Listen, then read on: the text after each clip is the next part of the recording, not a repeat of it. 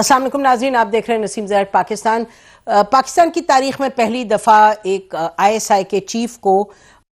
سزا سنائی گئی، 14 سال آلموسٹ میکسیمم جو سزا مل سکتی ہے وہ سنائی گئی۔ اور جیسے ہم نے پہلے بھی ذکر کیا کہ پہلی دفعہ فوج کے اندر خود سے اس طرح کا احتساب ہوا کہ یقینی طور پہ کہ بھئی اپنے اتھارٹی استعمال کی، مس یوز کی، کرپشن کی بھی بات، لیکن یہ بھی کہا گیا کہ پالیٹکس میں جو مداخلت ہے اس حوالے سے بھی سزا دی گئی۔ تو in some ways there are several first in this situation. اچھا، اب آگے کیا ہونے والے آپ سنیے گا کل کے دن میں، اور آج خواجہ آصف نے ایکچوئل ڈیفنس منسٹر نے کیا کہا، اگلے فیز کا سنیے۔ ابھی اور بھی مسائل ہیں، چارجز ہیں جن کے اوپر قانونی کارروائی جو ہے کی جائے گی، اور اس میں زیادہ دیر جو ہے وہ نہیں لگے گی۔ اور ناظرین یہ سنیے گا کہ منسٹر فار پارلیمنٹری افیئرز انہوں نے کیا کہا کل ہمارے شو میں، یعنی کہ اگلے فیز کی جو بات کی انہوں نے۔ آگے آئندہ آنے والے فیز 2 باقی بھی لوگ اس میں آ سکتے ہیں یا آئیں گے، وہ لوگ ہیں جو بینیفیشری ہیں۔ بالکل ٹھیک ناظرین، ہم نے سنا کہ انہوں نے یہ بھی کہا کہ فیز 2 بھی ہوگا، آگے بھی دیکھا جائے گا کہ اس پہ کیا ہوگا اور احتساب اور بھی کن کن لوگوں کا ہوگا۔ کل بھی ہم نے ایک ایشو اٹھایا تھا کہ جو کمانڈ ہے فوج کے اندر وہ بڑی اہم ہوتی ہے اور کمانڈ اتنی پختہ ہے، اتنی اہم ہے، اور تھرو آؤٹ ہسٹری ہم نے دیکھا ہے کہ ہوا بھی نہیں گزرتی، یعنی کہ اور اگر ہو جائے تو پھر لوگوں کو، یعنی چاہے کھر صاحب ہوں، چاہے کرنل آفریدی ہوں، چاہے شروع کے دنوں میں جنرل اکبر ہو، تو ان کے خلاف ایکشن لیا جاتا ہے۔ تو یہ ایک طرف یقینی طور پہ ISI کے جو چیف ہوتے ہیں وہ رپورٹ کرتے ہیں پرائم منسٹر کو، اور اس وقت کے پرائم منسٹر جو ہیں ان کے حوالے سے ظاہر ہے سوال جواب اور احتساب، یہ اس پر باتیں ہو رہی ہیں کل سے۔ دوسری طرف جو ملٹری کے کمانڈ ہے، جنرل باجوہ ہیں، ان کے حوالے سے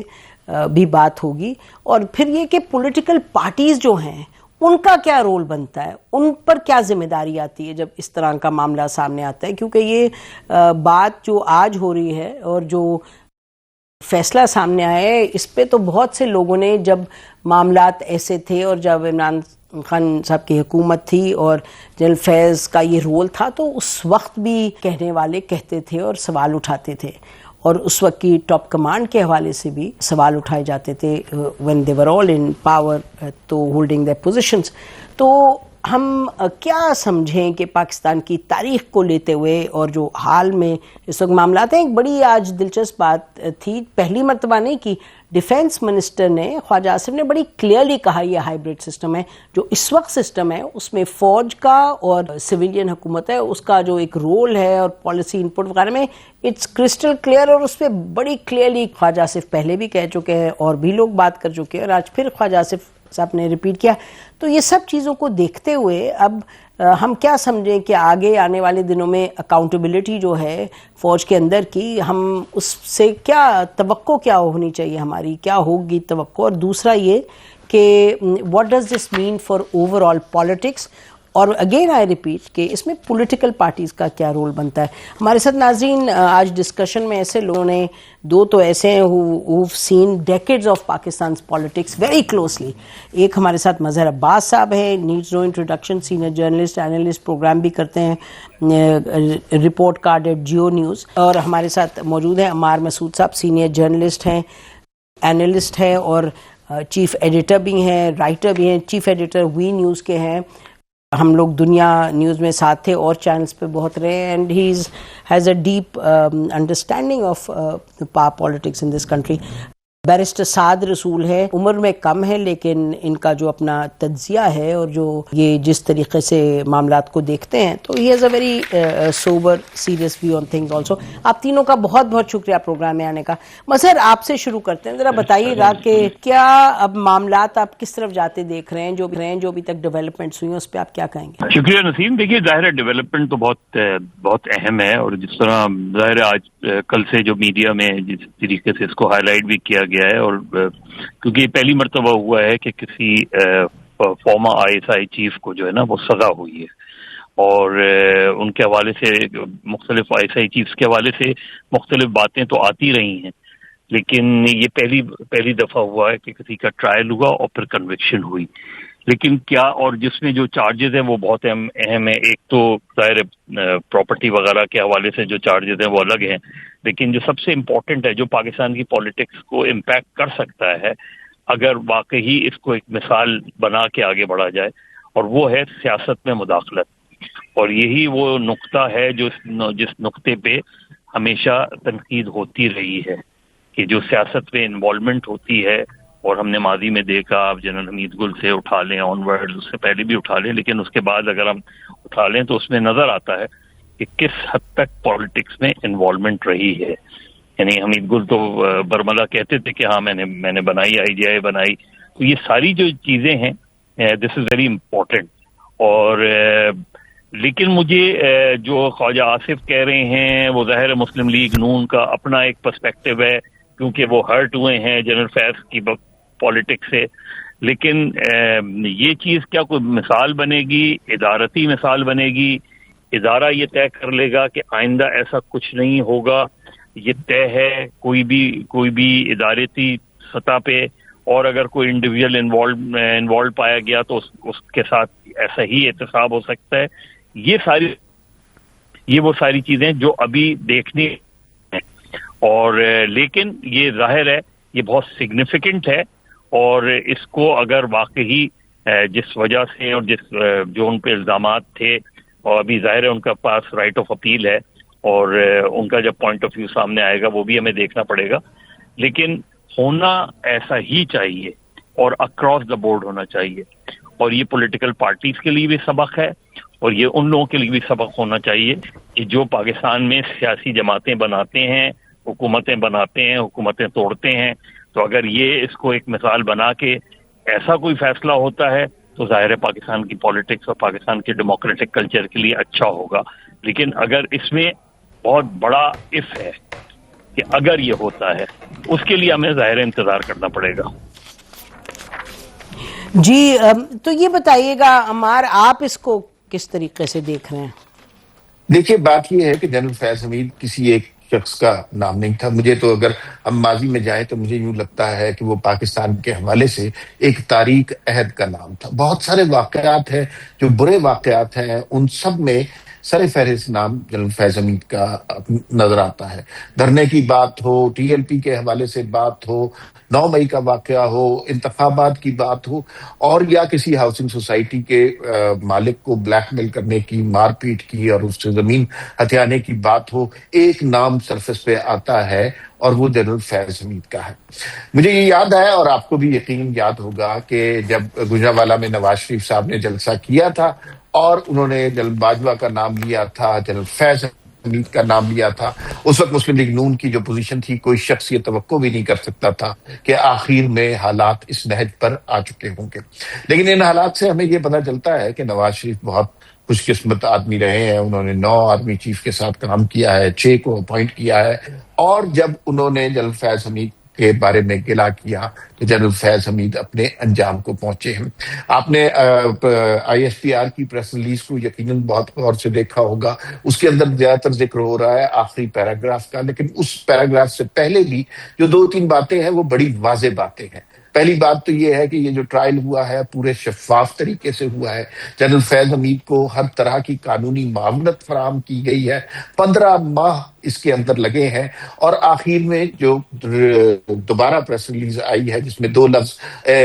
دانستہ اور سیاسی، یہ 2 لفظ کا اضافہ کیا گیا ہے، اس سے یوں لگتا ہے کہ یہ ایک سزا کے سلسلے کی ابتدا ہے. جو لوگ اس کو انتہا سمجھ رہے ہیں اور کیا سمجھ رہے ہیں کہ بہت بڑا واقعہ ہو گیا، میرے خیال میں انہیں آنے والے زمانے کے بڑے واقعات کا انتظار کرنا چاہیے. ایک بات یاد رکھیے گا کہ 9 مئی کا جو واقعہ ہے وہ افواج پاکستان کے سینے میں ایک زخم کی طرح ہے، اور اس حوالے سے کسی شخص کی بھی انوالومنٹ ہو، چاہے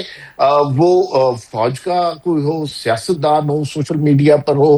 اس کو مجھے نہیں لگتا کہ آنے والے دنوں میں کسی بھی حوالے سے معافی مل سکتی ہے. جنرل فیض حمید کے حوالے سے کچھ شواہد تو ملتے ہیں، لیکن اس کا حتمی اعلان ہمیں ISPR کی جانب سے ہی ملے گا. جی عمار، اس سے پہلے میں ان کے پاس جاؤں، سعد کے پاس، ویری کوئکلی اگر بریفلی آپ یہ ذکر کر سکیں، آپ بھی وہی کہہ رہے ہیں جو ہم نے 2 منسٹرز کو ابھی سنایا ان کی کلپ، کہ وہ کہہ رہے ہیں کہ جی آنے والے دنوں میں اور بھی ہوگا. تو کیا آپ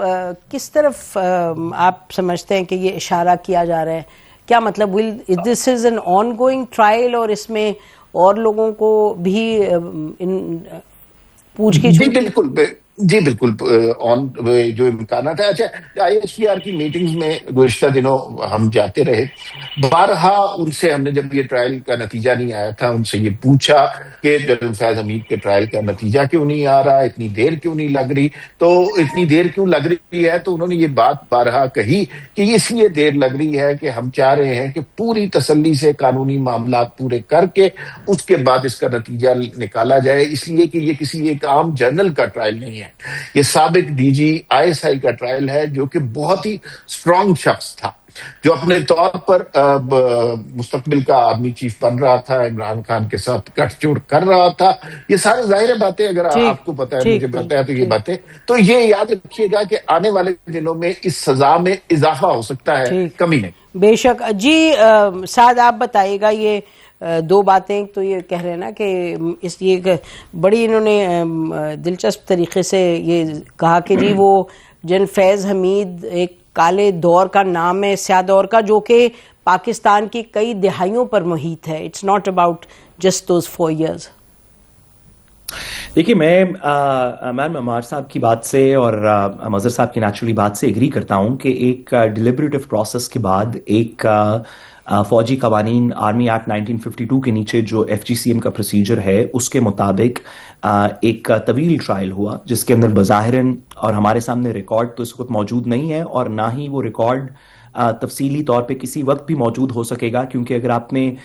پریس ریلیز دیکھی ہو آئی ایس پی آر کی، تو اس کے اندر دیگر دفعات کے علاوہ ہمارا انٹرسٹ تو نیچرلی اس کے اندر پولیٹیکل اور دیگر کچھ ایلیمنٹس کا ہے،